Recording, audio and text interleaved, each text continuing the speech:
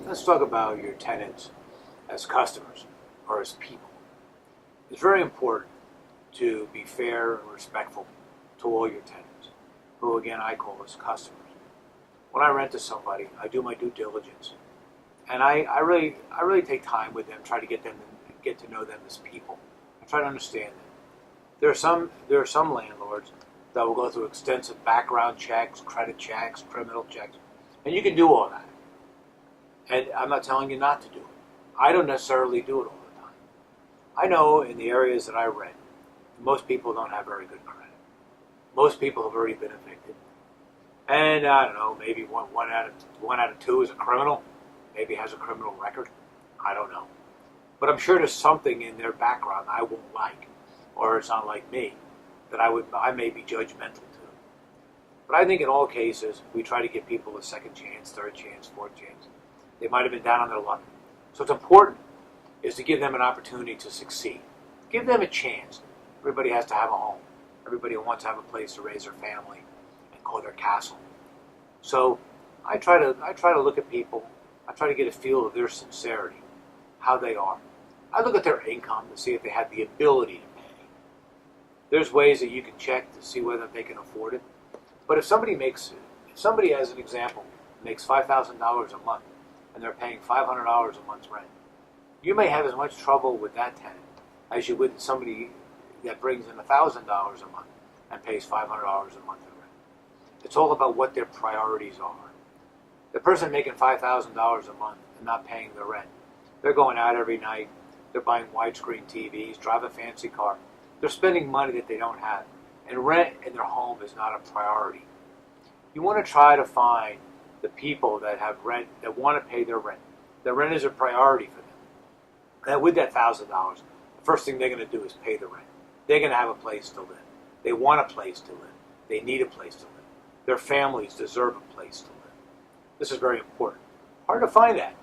I've been in high-end neighborhoods and rented to people with a lot of money, and the rent is not a priority to them. Where I've been in low rent areas, and the first thing people do is pay the rent. Very, very difficult to figure that out. If you can, you'll probably be smarter than me. So there is a chance with everyone you take. One of the things that you want to do, one of the things that you want to do with your tenant is to be patient. I always throw the burden of proof on them. I ask them, when can you pay your rent? When is it going to be convenient to pay? Should I break up the rent? Half on the 1st, half on the 15th? When do you get paid? When do your checks come in? I try to put myself in their position. Coming up with $800 in the beginning of the month is harder than coming up with $400 twice a month. I put that on them. If I ask them what they can do, then it's on them to do what they said they were going to do. It's not on me telling them what they should do. It's just like repairs. What would you like me to repair? What did you break? I get the list from them. If they provide me a list, it's a whole lot easier to hold them accountable for that. You have to learn to be patient. Now, at some point in the game, you draw a line in the sand and you say, "I've had enough. I can't. What you're saying, you're not doing," and you hold them to task. But you have to. You as a person have to decide. You don't have to be rigid and kick everyone out on the 5th who doesn't pay their rent, or send them a 5-day pay or quit notice. You can. I've done that in the past. When anybody ever gets a 5-day letter, it's sort of a crapshoot. They might read it as, "Oh, that's my warning. That's my late notice. I better pay my rent."